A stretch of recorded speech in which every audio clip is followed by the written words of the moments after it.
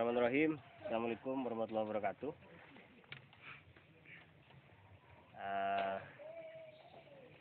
Siang ini saya akan menjelaskan tentang bantuan sosial yang ada di desa.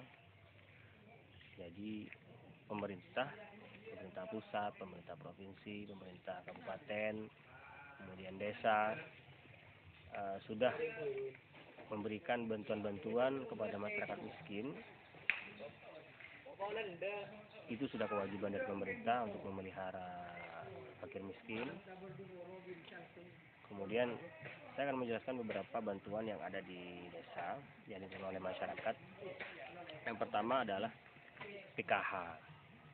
PKH ini sebenarnya transformasi kalau nggak salah dari BLT. Dulu kan orang ada BLT, kemudian BLT ini programnya dirubah menjadi PKH. Itu PKH ini berbentuk kartu dan dapat transferan uang dari pemerintah tiap bulan. Tiap bulan itu kalau nggak salah, kalau sekarang itu 80.000 tiap bulan. Jadi berapa termin itu berapa ratus ribu gitu dapatnya, tapi ditransfer tiap bulan 80.000. Itu PKH. Dan penerima PKH itu menggunakan data sosial Kementerian Sosial atau dinas sosial yang ada di kabupaten masing-masing.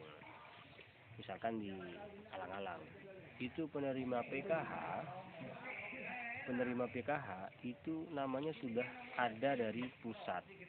Jadi namanya tidak bisa dirubah. Bisa merubah atau bisa berubah kalau orangnya sudah taraf hidupnya meningkat atau sudah mampu. Jadi dari miskin sudah mampu. Nah, kemudian selain PKH ada juga BPNT. BPNT ini bantuan non tunai. Ini juga transformasi atau pergantian dari beras bulanan yang biasanya masyarakat dapat beras 10 kiloan kalau nggak salah ya, kalau 10 kiloan itu sekarang diganti menjadi kartu yang isinya juga sembako, dibelanjakan lewat DR Briling. Itu masyarakat juga Alang-Alang juga dapat itu. Dan memang sempat ribut terkait dengan data PKH dan data BPNT ini, sempat ribut karena saya juga menyaksikan, karena data ini sebenarnya data yang sudah tidak kompatibel ya penerimanya itu, karena penerimanya sudah banyak mati, penerimanya sudah banyak pindah penduduk, kemudian juga orang yang sudah mampu. Terus kenapa ini masih digunakan data ini? Ternyata informasi banyak yang menyatakan kalau data PKH dan BPNT itu menggunakan data 2012. Bayangkan data 2012 dipakai sekarang, sudah berapa tahun itu dipakai. Ini mungkin kelemahan pemerintahan, tidak cepat, entah tidak cepat itu kerjanya atau memang proses administrasinya yang memang menghambat. Jadi yang saya temukan misalkan di Alang-Alang, penerima PKH dan BPNT itu double. Jadi orang yang terima PKH itu juga terima BPNT, satu orang. Satu orang itu punya 2 kartu, tapi tidak semua orang yang dapat BPNT itu dapat PKH. Ada beberapa yang tidak dapat. Ini juga double ini pemerintah ini, sudah penerimanya tidak valid, tidak kompatibel, kemudian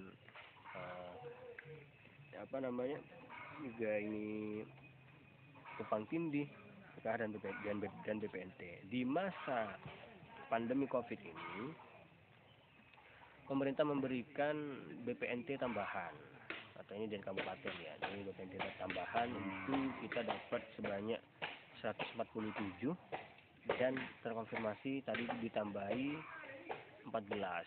Jadi ini di luar PK dan BPNT, kita akan menyalurkan BPNT tambahan atau bansos dari pemerintah kabupaten kepada masyarakat di Alang-Alang. Kemudian ada tambahan lagi bantuan dari Pak Bupati, informasinya itu tambah 50 orang. Jadi hari ini saya ingin menjelaskan, masyarakat Alang-Alang hampir, kalau saya sebutkan 70% itu sudah mendapatkan bantuan. Pertama PKH, BPNT tambahan, bansos, dan yang terakhir BLT dana desa. Saya akan jelaskan. Dari Dusun Janten. Dusun Janten itu penerima PKH-nya 12 orang. 12 kepala keluarga ya, kepala keluarga. Kemudian penerima BPNT-nya itu 28 orang. Jadi total, kemudian ditambah dengan penerima BLT dana desa, itu kami sepakati kalau BLT dana desa ini per dusun itu 30 orang. Jadi di Dusun Janten aja ini sudah sampai ke 70 kepala keluarga yang akan mendapatkan bantuan. Kemudian Dusun Timur Jeret ini yang dapat PKH 29 orang, dapat BPNT 18 orang, ditambah 30 orang menjadi 77 kepala keluarga. Kemudian Sentol ini dapat PKH 19, dapat BPNT ini 20, tambah BLT menjadi 69 kepala keluarga. Kemudian Nangke ini penerima PK-nya 19, penerima BPNT-nya 12, ditambah 30 menjadi 61 kakak. Kemudian Balabai ini 49 orang, PKH, BPNT-nya 32, tambah 30 jadi 111. Jadi kalau dijumlah semuanya 388, ditambah dengan 50 orang dan plus 14 tadi itu sekitar 450 orang. Jadi dari total 700 kepala keluarga yang ada di desa kami, desa Alang, hampir 75% ini sudah mendapatkan bantuan sosial. Lalu pertanyaan pentingnya adalah bagaimana orang yang masuk kategori BLT dana desa. Pertama saya jelaskan, BLT dana desa ini menggunakan dana desa yang biasanya dilakukan oleh kegiatan pembangunan dan kegiatan pemerintahan yang sekarang harus dipotong atau dianggarkan untuk BLT dana desa sebanyak 30%. Artinya BLT ini bukan untuk semua orang. BLT ini terbatas karena anggarannya terbatas dan kriterianya juga sudah ditentukan. Ada kriteria miskin, orang yang pasti orang yang tidak tercover oleh PKH dan BPNT ini harus di-cover oleh BLT dana desa. Kan masih banyak orang yang sebenarnya tidak mampu, yang tidak dapat PKH dan bantuan karena kelemahan data tadi itu. Datanya terlalu expired lah, tidak up to date. Jadi karena BLT ini untuk warga miskin terdampak COVID, jadi prioritas pertama adalah warga miskin yang tidak tercover PKH dan BPNT, itu yang kita prioritaskan untuk mendapatkan BLT dana desa. Kemudian bagaimana dengan orang yang kehilangan mata pencahariannya hilang karena adanya COVID. Ini juga harus dipahami bahwa